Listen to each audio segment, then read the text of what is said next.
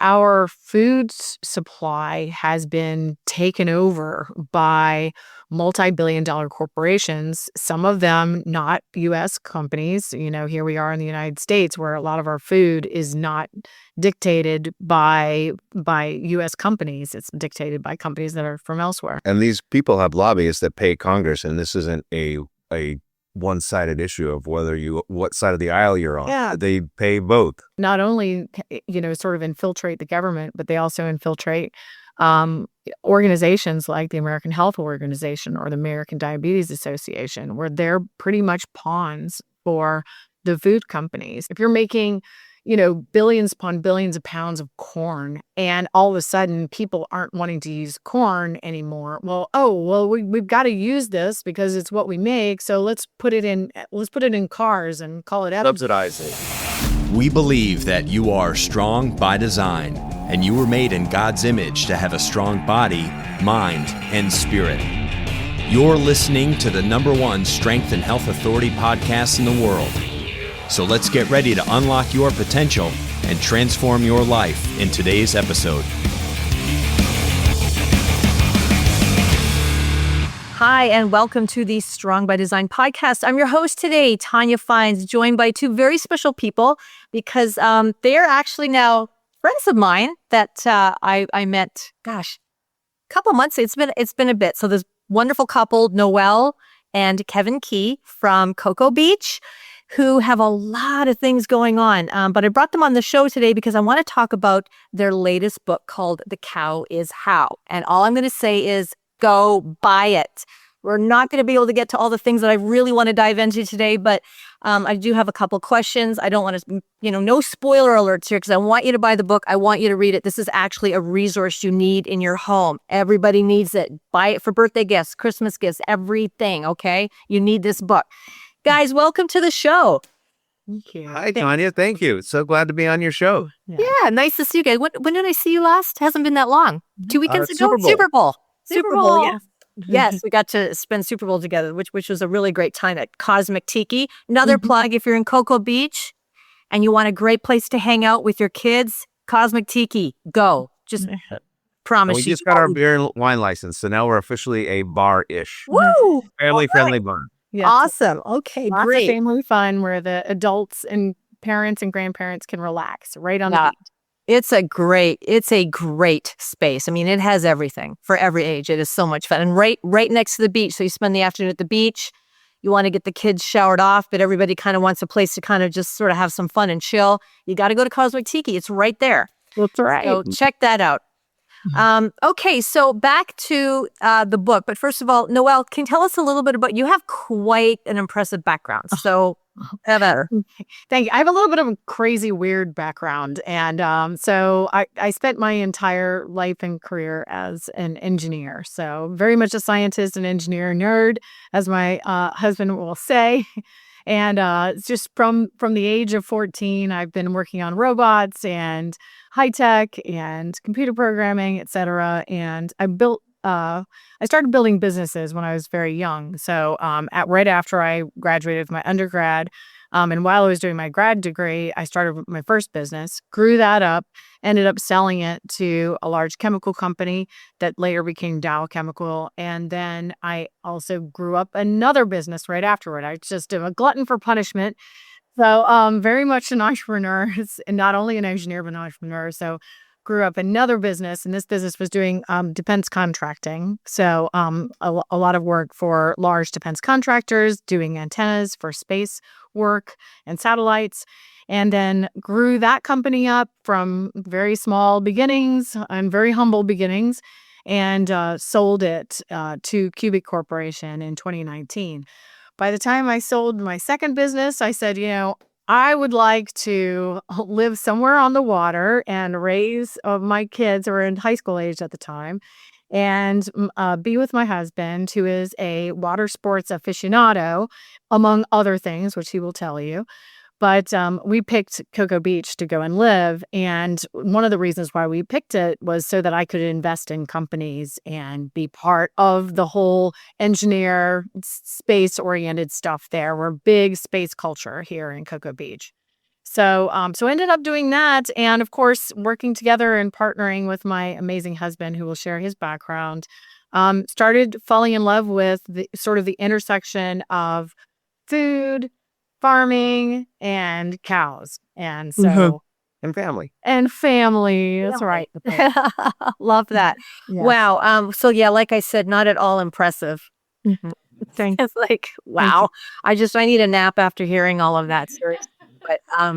But no, just to meet Noel, for our listeners, just to meet Noel, it's just amazing the amount of energy. First of all, one of the most intelligent people I've ever met, but her energy is like seriously off the chart. Part of, I think, the accolades for you is that, really somebody with that kind of spirit energy you have could do this as well as you have, because that's a lot. That's a lot. And it's not just being busy and moving. It's like being busy with intention and getting shit done. Yeah. And doing it really well. So massive respect for all Thank of you, that. Tanya. Okay. Kevin, let's hear about your unimpressive background. This is a real power couple, folks, like huge power couple. So Mine's a little different. Mine's a lot more haphazard throughout a lot of it. I'll just start with my passions. I grew up, and my passions really were skiing and cattle ranching, and I had several others as well, but those were two of the big ones. And throughout my high school years, I would spend time working on the summers at our family's cattle ranch, which my grandfather started when he returned from World War II. And it is not located where I grew up. I grew up in Reno, Nevada, and near the Tahoe foothills, and where the ranch is in northeastern Nevada. And my grandfather had a vision that if you really want a cattle ranch to succeed, you need to have another income source that can keep that thing going. So he started the first veterinary hospital in Reno, and then he started a law practice, and then he became a banker, and then he became a real estate investor, and he instilled that in my father and I, and he went on. So, but I always cared about the cattle ranch and really wanted to be part of it, but I was tinkering with school at the time, and that wasn't making money, and it wasn't really working. So I took my passion for skiing, and I became a professional skier, and I did that for several years, but that only worked during half the year. So then I also became a heavy equipment operator and a child counselor. And as I like kids and I like working with kids, and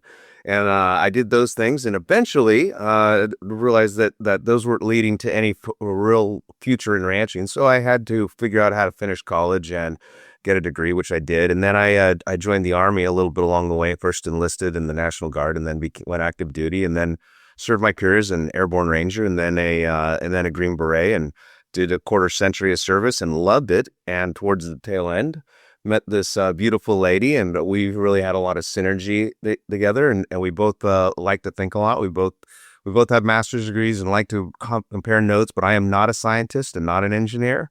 I like the human domain a lot better, and it became very collaborative and inviting. And we started a few companies together that were real estate focused. And eventually, after I got out and now had jobs and some retirement, I have now gone back into ranching, where I'm taking over our family's ranch and becoming in charge of that and learning. I'm just still very wet behind the ears, but that's okay, and I love doing it. And I think that's where we are right now.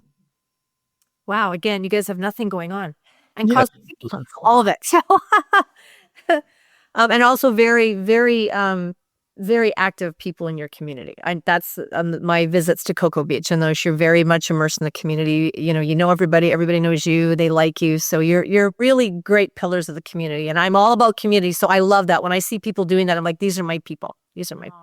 So I love that. We each other. We love people, and we love you. Yeah, love you guys too. So the book, again, folks, is a resource. You really need this book, and not just read it, like take it in. So couple questions. I want, the title of the book is The Cow is How to Fix Food, Farming, and Pharma.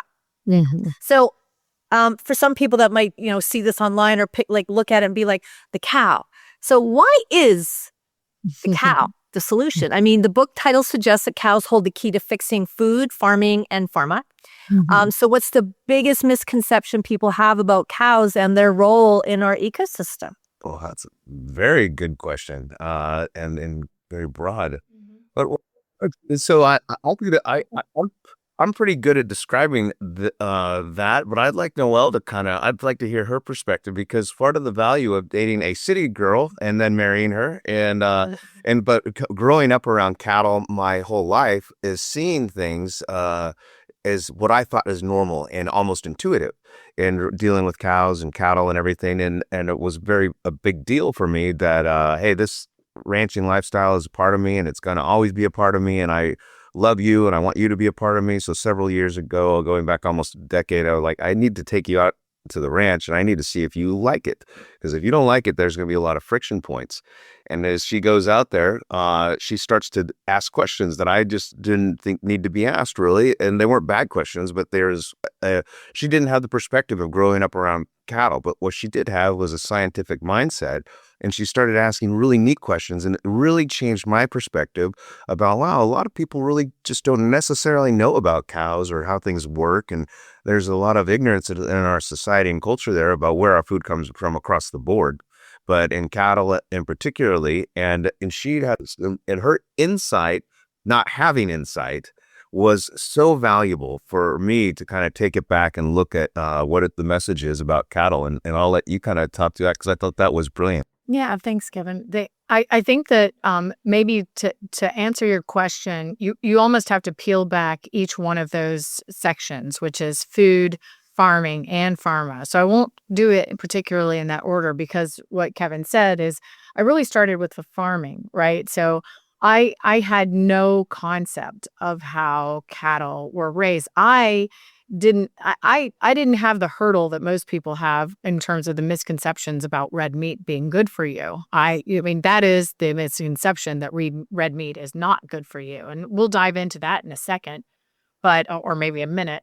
But the farming aspect of it and the way that cattle are raised is true, and the what people tend to look at, and Kevin talked about this yesterday. We were speaking with another gentleman about how people have this misconception that the way cattle are raised is what they see when they see a feedlot or a concentrated feed operation, right? And they think that that's the way cattle are raised.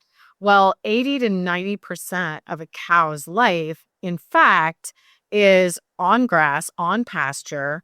In Kevin's family's ranch case, they're in the mountains of Nevada, of northeastern Nevada, where you're not going to see this cow or calf for a long time, and they're miles upon miles away up in the mountains looking for food.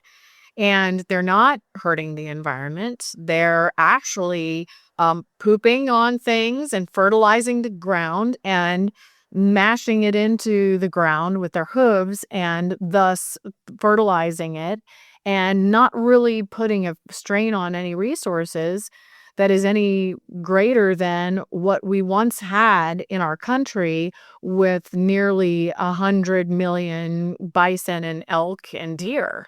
So Much more ruminants then than there are now. right. Oh, right. Producing the same Absolutely. type of gases and whatever they say are wrong, but also doing the essential ecology of building the soil and and building grass and of allowing carbon to be sequestered out of the atmosphere, because we need that if we are not naturally fertilizing the soil or artificially, but you must do it, and the ruminant animals do it naturally. Yes. So I think that's the biggest misconception, is that cattle are primarily raised on our grasslands, and they create thriving grassland environments with a lot of biodiversity. So that is sort of an overall farming. That's the great misconception about cattle. Can we talk through the stages? Yeah. So we can dive into the misconceptions about food and pharma, but we can keep on extending out, because there might be a little bit of more information to kind of talk about farming. So I can just real briefly talk through cattle operations in the United States. right. They generally run. We are a cow calf operation, so we breed cattle in the spring. Breed cattle, starting in spring, and they also give birth around that same time. Their gestation period is very similar to that of a human, and then you can breed them fairly much right away or right before they actually give birth, and they can get pregnant again, and it's great. Anyway, you move on to so we're a cow-calf operation. We sell a weaned calf at the when they're normally about 9 months old or so. Right. And then they go to what's called a stocker operation, where the stocker operation now keeps them for about another year. And they're on primarily pasture, and they're being left alone. They barely see humans, and humans barely see them. They're just getting bigger, becoming adult cows and or steers. And then they go to a feedlot, which is I'm not necessarily a fan of modern feedlots, but that's what normally happens. They're all controlled by 4 main entities that control 85% of the beef supply. 2 of those entities are foreign, and that's not necessarily a good thing or something I like, but it causes problems in the logistical infrastructure, and it adds price to the consumer as it goes along these large corporate paths. However, they're in the feedlot there for about 2 years, and they go to a packing plant and they turn into hamburger steaks or whatever. 2 months. Yeah. And then they go to a packing plant. And then so those are the big main 4 steps in a cow's life, which is somewhat convoluted because we are shipping heavy animals and lots of meat around the country to do this, which is not necessarily a logistical easy thing, and comes with a price tag and a cost, and also is polluting with fuel and other things into the environment, where I am prevented as a cattle raiser to sell you a hamburger. It has to go through these processes. Wow. So yeah, food is definitely a business. Mm-hmm. I mean, Yeah. It's big business. Like when I live from Canada, some from Canada come from a ranching background, and it really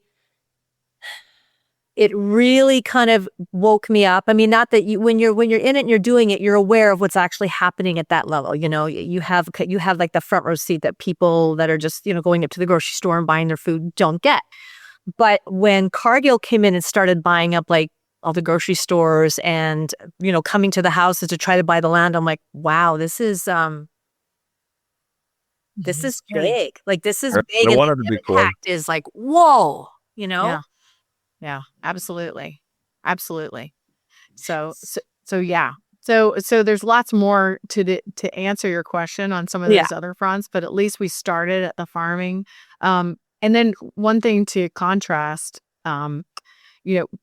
most of the agriculture that's done in the Great Plains, which are the biggest agricultural centers in our country right now, are for monocrop agriculture. And that's another misconception, that people think of growing plants and plant-based food is really great, but and I believe that it's very not good for your body, but for the earth it's terrible because Corn, soy, and wheat, and that Yes. on an area that was naturally sugar on the plains, but but that's an area that was primarily designed by nature for ruminants, right. and Yes. now there's almost that. Yes. And the limit of biodiversity that is there now is tragic, and the lack of water, we're draining all of our aquifers to feed all of these Genetically engineered yeah, with billions with a B pound of insecticide and herbicide that are put on them, killing the rest of the ecosystem around them, killing the insects. We're down over 50% of insects Right. that were extinct that were there just 50 years ago. It's at an alarming rate, but no one wants to really worry about the lack of insects. No one, I mean, as long as you go to the store and there's food and you come home and cook it, put it on your plate, everything's fine, right? But what are the but other problems that's creating? Right. Where's it coming from? And I can't remember. I read a stat to prepare for this, and I cannot remember numbers very well in my head, but it was the statistic in terms of just a general, like random soil samples throughout continental U.S., the lack of microbes and stuff in the soil. It was just shocking. So now, like they're coming up with, well, okay, let's plant peas because peas are going to put nitrogen in the soil. Like it's just like, wow, like we kind of mess with it so much that we've offset the balance to a point where now we're humanly trying to intervene to recreate the balance. That maybe if we just went back to regenerative farming, right, the earth knows how to do that. right, with animals, right? Yeah. And, yeah. So how do you think, in your opinion, because it's an opinion now, you guys, your opinion's more valuable because you've done a lot of research on this book, I know that. But how do you think that as a society, as a culture, how do we become so disconnected from natural regenerative farming? Because I'm not willing to accept that human population is the end-all be-all answer to that. I'm like, no, it's not just because of the amount of bodies on the earth, although that has an impact. You put more people, like there's only so much space and land.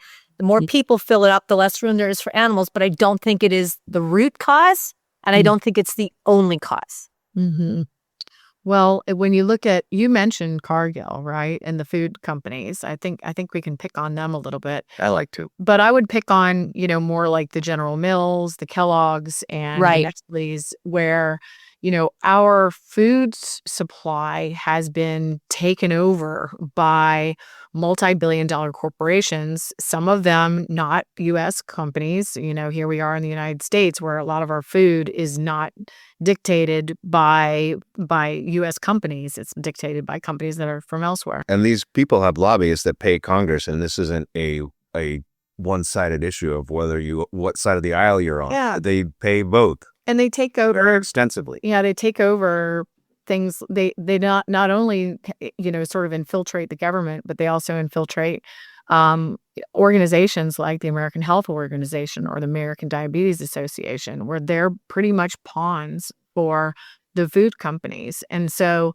the food companies truly have, when you have something that is for corn, for instance, if you're making billions upon billions of pounds of corn, and all of a sudden people aren't wanting to use corn anymore. We've got to use this because it's what we make. So let's put it in cars and call it Subsidize it. As well, subsidize it. All these, when instead maybe you're going to be making it, right? Right. So I think it went hand in hand with some misguided ideas about for good reason, what is healthy for people.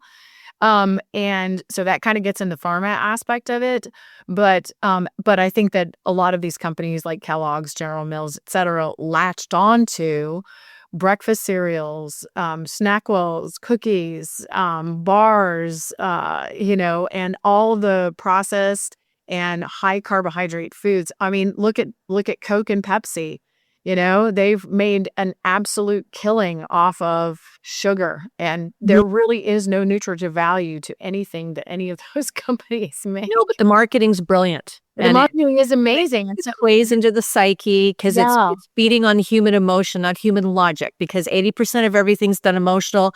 And you can, if your 20% logic is strong enough, you can sort of kick it into to start like going, okay, wait a sec, but no, it's 80% emotional, and the marketing's brilliant because they know how to market to Coke and Pepsi can market to every age group. Like you could be on your deathbed and Coke make an ad to sell you that last sip. And have you ever seen an egg commercial just like a Coke? I mean, they don't have flashy, glittery, bright red, whereas the nutritive value of an egg or a slice of beef is, 1,000,000 times better than a can of Coke. So, I think that really the food companies have kind of taken over, and the marketing has been so sophisticated and so smart that it just is this very nasty, vicious cycle where people fall in and become addicted to it. I mean, corn syrup and sugar are highly addictive. In some cases proven to be more addictive than cocaine for children. Yeah. So why are we allowing ourselves to be sucked into that? Well, it's because our brains are made for the 2 weeks that fruits are ripe in the year to go and gobble up as much as that as we can so we can fatten ourselves up. Well, unfortunately, when that's available to us year round, that's not a good situation. And people just latch onto it, right? So I think that's why that's why cows have been kicked to the curb. Really. Well, they're an easy scapegoat, like we're never going to see a cow defending itself, right? Right. So blame the cow, but they can blame. I mean, the cow has become a scapegoat on multiple levels, like of everything from environment to industry to like all of it. I mean, they can trace it. I mean, like let's say follow the bouncing ball takes you right back to the cow in a lot of in a lot of rooms where people are talking about this stuff, but not talking logically because they're so laser focused in on one thing that they've completely forgotten the entire big picture and how we got here, like how we got here. So now with that being said, I want to jump tracks a little bit. I want to talk about what the catalyst kind of was for writing this book, because Noel, your story kind of stems from a health thing. It stems from health. And can you talk a little bit about that? Because this is real. I really want to get people like, okay, we've talked about that part of it, but like, let's get to the nitty gritty of meat, carnivore, beef, red meat, especially. All right. I think that really goes into the pharma thing and what the solution is predominantly for most of our country when things go wrong with whether it's in pediatrics or geriatrics and everywhere in between. And I think Noel's family stories are really valuable in that regard. Yeah, well, as Kevin is saying, my father, the catalyst really of this was my father, who is actually visiting with us right now. And he was a very active guy for, his 70 years when this crisis hit our family. He was playing tennis 4 or 5 days a week. He was just crushing it. He was overweight. He had been over A little bit. Yeah, but normal by modern terms. not extreme or anything like that. But and he had a serious carbohydrate crush. He was really into sugars and starches and had been his entire life, being raised semi-Mennonite. So anyhow, he was playing tennis one day and somebody found him collapsed on the tennis court. And when he went to the hospital, they found that he was he was very lucky that somebody found him, because he would have died from a diabetic coma, because he had a raging case of type 2 diabetes and had no idea. And then created this cascade of this pharma, onslaught for him over the past many years now. Suitcase of pills he was. Yeah. So insulin he had to be on, and then high blood pressure medications, as well as obviously his cholesterol was high. So they stuck him on a bunch of statins too, which later on he felt I was pretty angry at him about taking those, because I'm very much against them. Let me just stop you real quick.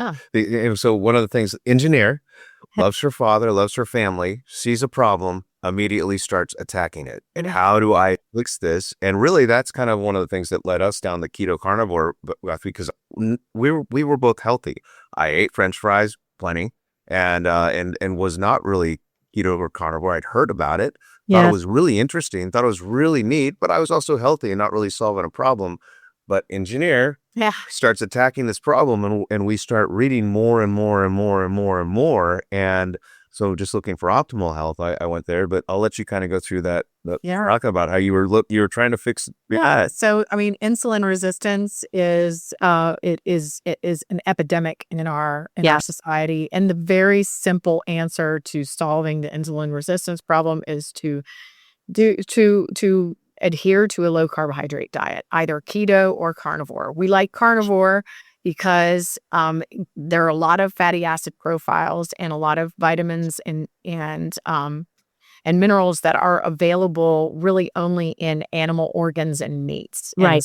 And in particular, red meat and fatty red meat at that, which is something that's just been demonized in our culture. So I kind of went down a rabbit hole of doing all this research for my dad to, kind of get the drumbeat on him. And look, you don't need to be taking all this insulin. You don't need to be taking all this high blood pressure medicine. All you have to do is adhere to this diet. And he did.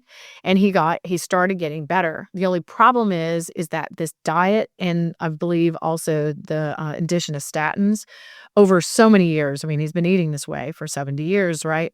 Also had affected his brain. He did cure his diabetes. He's no longer, his diabetes is under control, but his brain had been affected and so he was also diagnosed just this past year with Parkinson's. He's probably had it for a while, but he finally went to bite the bullet and talk to a doctor. Right. So Parkinson's is caused by the dopamine receptors and the dopamine functioning in your brain not working properly. And a lot of your neurotransmitters are dictated by, they get affected by too much sugar in your system, too much insulin resistance, and also lack of cholesterol, which your brain really needs. Which statins do. Which statins take away from. Yeah. So anyhow, really the book was okay, here's another thing I have to chase and another thing I have to chase. But it all came back to everybody chasing around to try to solve this problem or that problem or this problem or that problem with a drug, something you pay for, right? Rather than just going back to the cow. Let's go back to the cow. How can we solve everything with just starting with the cow and seeing if we need to add anything else? Well, the answer is there are many people that are out there when you start reading about keto and carnivore, is some people, all they eat is beef. And that's it. Salt and water. And they're very, very healthy. In fact, world record athletic holders. I can think of one. And there's also, what was that? The cycling team that like they're all carnivore keto and they're all champions. It's growing and becoming effective. It is. It's pretty amazing. It's pretty, and it is a growing thing. Yeah. So anyhow, so that was the catalyst. And, we're still working with my dad. But again, and that's why Kevin and I really have kind of gotten a little bit more careful about our diet, because when you eat improperly for so many years, it's really difficult to undo that image. So you can help. Like my dad, I think his Parkinson's is better. I think his diabetes is absolutely managed, and he was able to come off of almost all of his medications. Right. But there are some things that you can really hurt yourself with. But it does, since we switched. I was healthy before I went primarily carnivore, and I'm not super strict. I will, if I want to have a beer with a friend, I'll have a beer with a friend. Yes, I don't know if all our listeners know, but about 5% of everything I put in my body is generally animal based, but I don't mind. It's not a religion. I don't mind having a French fry from time to time. And the more I've gone into primarily carnivore keto based, the more I've found improvements. My body now recovers without any significant supplements, as well as it did when I was in my early 30s.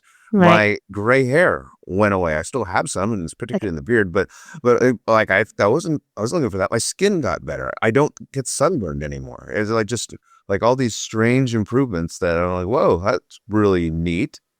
Right. Well, I think you touched on something there that I want to sort of reiterate for our listeners. When you said, you're not like super strict, but 80% of what you put in your body is animal based. And that once, you like to have a French fry. I think people need to hear that. I think sometimes people think, oh, it's too much, it's too strict. I had Dr. Paul Saladino on here. Yes. It's been about 2 years, I think. I interviewed him right after he came out with his book. And it was a great show. And but I think for someone like that is maybe someone in their family struggling with health issues, or maybe they've heard about this carnivore thing, and they've jumped around and tried all the diets and stuff. I think for a lot of people, they can't get off the X. They're just like, they just envision eating nothing but like bowls of ground beef or, plates of steak, and that's it. And that's really not what it is. No. It is for some people, and God bless them. But I like to have sushi with white rice on occasion. And I don't. What is interesting though that I found, is I've been doing this for 4 years now, is I mostly only want beef or meat now, or some cheese. I will do what I want to do. If I want to have some sort of French fries, I'll eat the French fries. I don't have some big problem like, oh my God, I'm gonna go down the rabbit hole or go down this horrible pit of dismay and be super sick again, because I wasn't sick to begin with, so I wasn't fixing that problem. Yeah. Well, I can remember when I was in university, I went to it was a Catholic university. I'm not Catholic, but they had a really great program that I wanted to do, and it allowed me to get 2 degrees done in 4 years. So I'm like, I'm doing this because I want to get it done and get out. Now, so they had, but probably 90% of the student population were Catholic. Now I went to, this was East Coast of Canada, the Maritimes, which is still there's a lot of like religious division. Like, there are still families that if you're Catholic and you're Protestant, kids don't get to play together and stuff like that. Not as much, but it does exist. So I'm at this Catholic university. I'm not Catholic.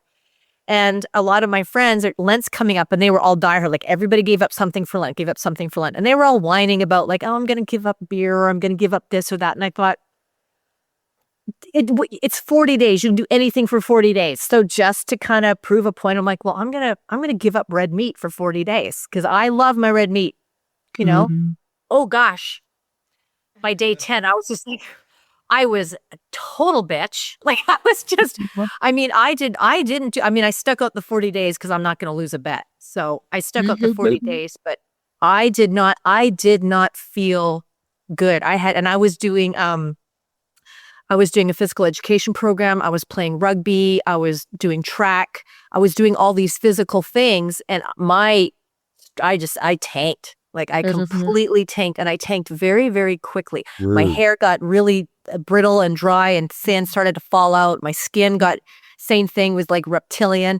It was a huge, like I noticed it very quickly. And then after the 40 days, it took me about a month to be able to kind of get back into it. Like I couldn't just sit down and eat, 6 ounces of beef. Wow. Yeah. You know, I have a theory, and I have no idea how true it is or not, or what amount of truth there is to it. But the theory I'm about to give, I think that our good mutual friend Johnny would also, it may be an example of this.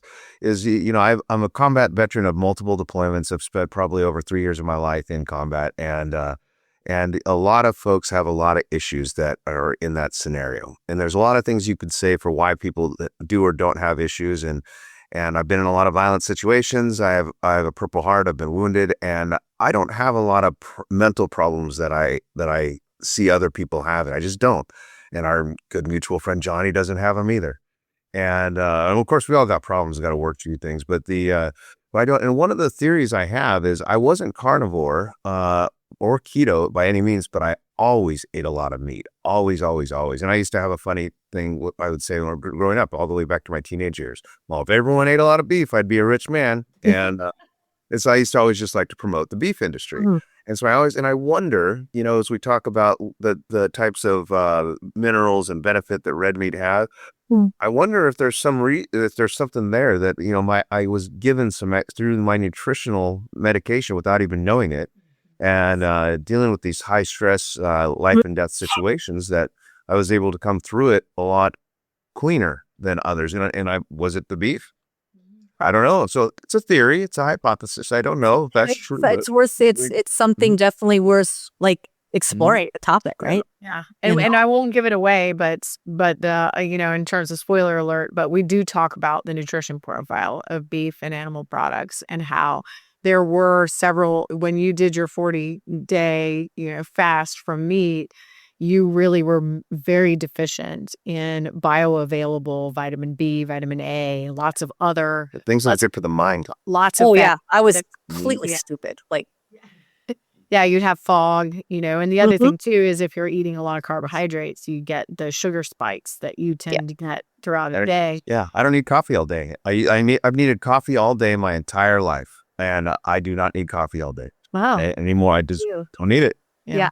That's awesome. Yeah, that was really difficult. I did not like how I felt. I actually ended up, I got anemic during that. And now though, I have to watch. I should be getting labs more regularly, but I can tell when I can tell when I'm like, oh, I'm dipping, and I just, you know, I'll just sit down and eat a piece of steak, like eat a small steak.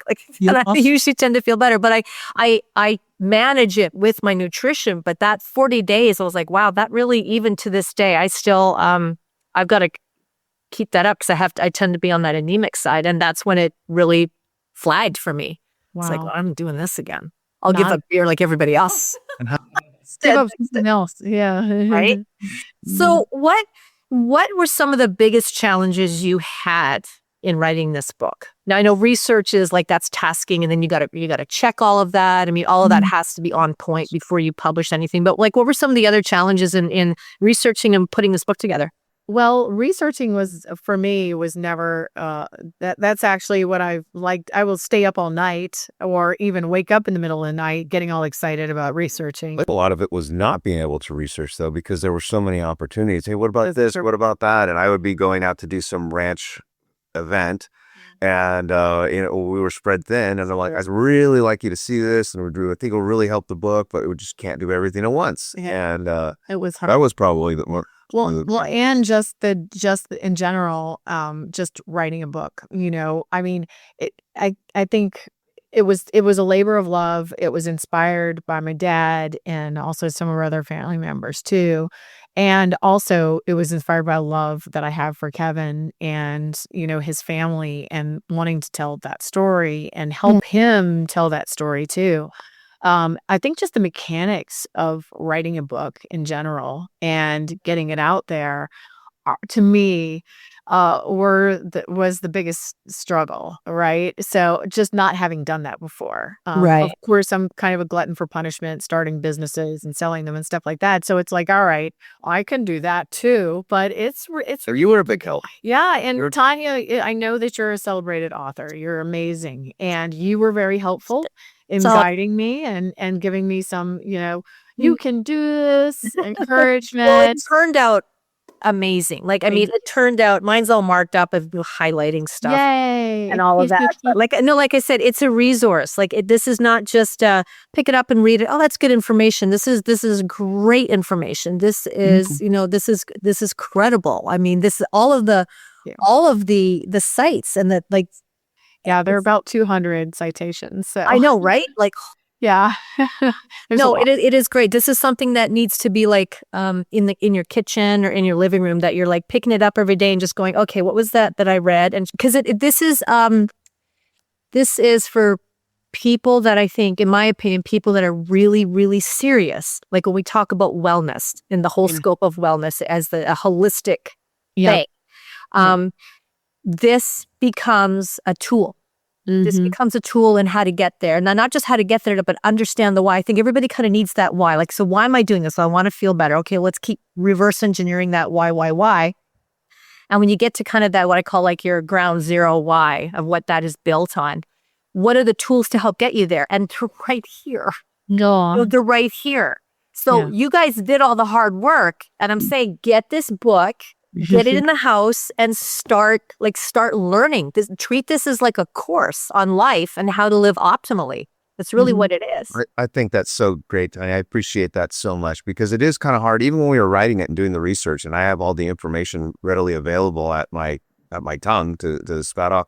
Most people's advice, I've been trying to eat healthy, and my yoga instructor said this one new brand of yogurt and the probiotics, and then I'm like, okay, if that's where you're going with your health advice and that's where you want to have this discussion, that you're not serious, and you may think you are, but there's so much more to a holistic health in mind and body than I'm going to try this new yogurt, or hey, I got a new Super Beets milkshake to do every morning, or whatever this latest pill and purple box from GNC is going to solve my problems. You need to understand how it all works together. And I do think that if someone wants to go this route, you do not have to be all in, and I'm just eating ground beef and that's it, and maybe an egg on Tuesday.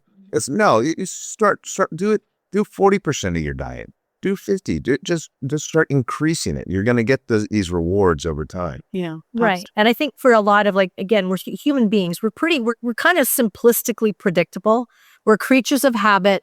We get into patterns. And a lot of times, even if the pattern isn't really good or serving us, it's easier than changing the pattern, because better the devil you know than the devil you don't. And anything that takes a little work can be really off-putting to a lot of people. But what I'm going to say, and I say it in most of my shows, is like, if you're sick and tired of feeling sick and tired, then do something about it. And it's not going to happen overnight. It's not going to happen. If you've been eating a certain way for even 20 years, let alone 50 years or something, that switch is going to take some time. But typically what I see is when people start to feel better, and it usually doesn't take that long. If you're actually consistent and honest, and you pick something small, like you're going to do these 3 things for the next 2 weeks. And when you've kind of got those 3 things under your belt and they're not that hard, that might be just drinks. I always tell people, pick something simple. Have water before you have your coffee, something that is manageable that you can do. And after a couple weeks of success with that, then you start tacking on. You kind of start building that up. And it's really, what I always love is when you see people that they're starting to make these small changes, they're starting to feel better. What they see reflected back in the mirror to them looks better. And that is usually the greatest motivation, inspiration to keep going. but Right. it's just getting in that, like those first 21 days, then the 60 days, just start doing the small things that you can do. This idea of, well, I'm going to come home and throw out all the fruits and vegetables and I'm going to fill the fridge with meat and that's what I'm going to do. You are just setting yourself up to fail. Right. 100%. I still eat berries. I like them. And Yeah. and they are a part of human history. But it started with, I would go through a thing of blueberries, organic blueberries every like 2 or 3 days. Now I buy the small little package. I grab a little handful before I go to the gym because it gives me a small energy burst. And I normally throw them away after a week and a half. I don't finish them. And I'm eating as much as I want. I just don't want them as much anymore. I still want them here and there. He does eat a lot of beef, though. I eat a lot of beef. Well, when you get like when your insulin levels, when things are balanced or they're in harmony. I like the word harmony. It just gets this nice picture of the body being all happy inside. But when you have that kind of harmony, like the body, to me, the body is the most amazing machine that we'll ever know. And we'll never really fully know it, but it knows what to do if we know what to do for it. Exactly. Like it actually knows what to do with the stuff. We don't really have to be on this search for the next best thing or the next best supplement. Put the real good, clean things in, and the body knows what to do with it. Exactly. I've been Don't eliminating extract it overnight. I've been eliminating some supplements significantly. I don't think I need them, and turns out I don't, and I barely have any anymore. Yeah. So if there was, because we covered, there's so much more we could talk about. So we're going to have to do this again in a few months. But if there was, I encourage listeners, I encourage you to go back and listen to this with somebody that is going to get it, that needs to hear it, that will appreciate it. But what is one, from each of you, what's one takeaway that you would want people listening today to remember specifically about our talk today? You start. Okay, that you can get the Cow is How on Amazon. Just type it in, and it's right. It's there. But know that we are selling a book. But the ideas we're selling, we're not selling ideas. We're come with an open mind. If you're a vegetarian or vegan and you think that that's the way, but you want to know kind of where some of the science is on the other side of the coin, read it. Read it with an open mind, and that's how we arrived here. I wasn't leaning this way to like replace all of the monocrop culture, monocrops throughout the plains with cattle. And in fact, when that idea first came up, I thought that's ridiculous. But then I started thinking, well, maybe hypothetically that might really actually be better for everybody if we did it. So the idea is out there, the idea is floating, and so I'd say just come with an open mind. Yeah. And, So I would go, I think, back to something you mentioned earlier about feeding the population, and that kind of inspiring a weird, maybe a negative way that we have been producing food for our growing population. I like to flip that on its head and say, look, if we know that the way we've been doing it with corn, soy, wheat, and sugar, and billions of pounds of insecticide and herbicide that who knows what long-term effects they have on. And if we know that those are very destructive to our environment and to people, okay, billions of pounds of glyphosate ain't good for us either. It really is for our food. So if we know that that's the case, if we go ahead and take the leap and say, all right, Noel, what if you're right?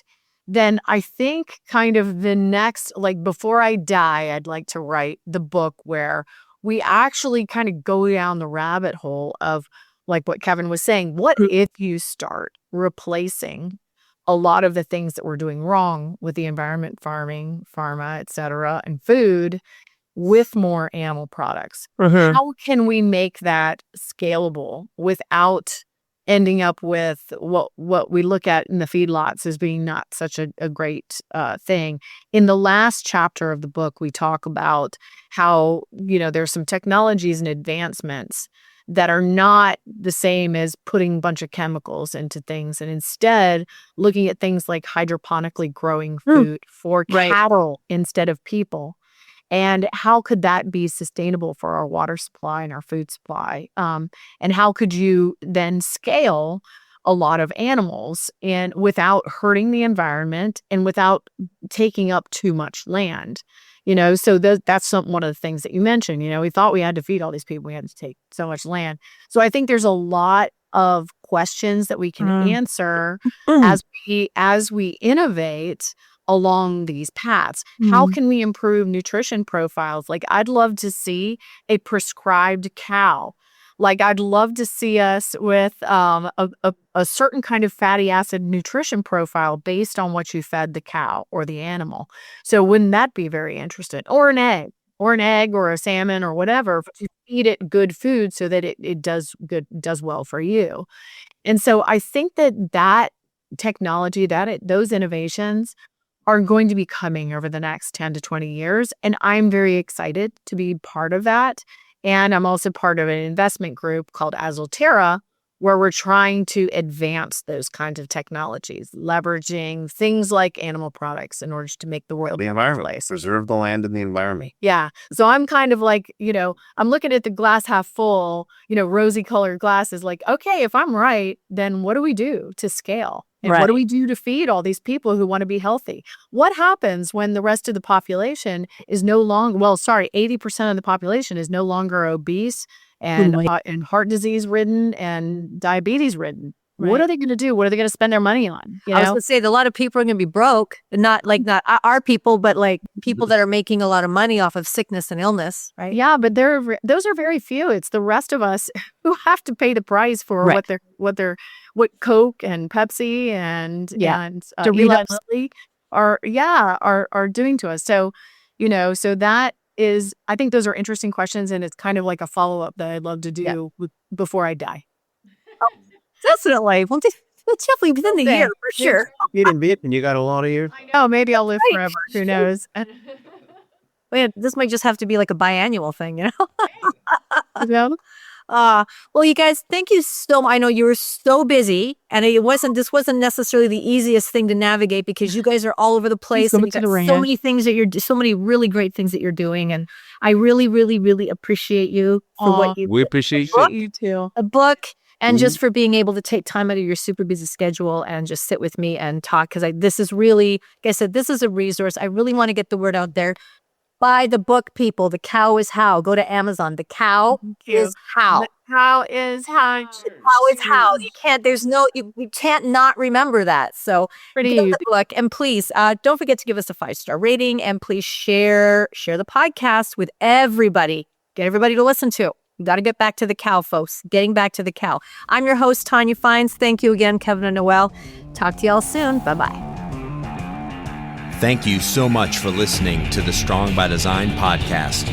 If you found value in today's episode, please subscribe so that more people can find out about our show. Plus, you don't want to miss any future episodes with the amazing guests and topics we have lined up for you.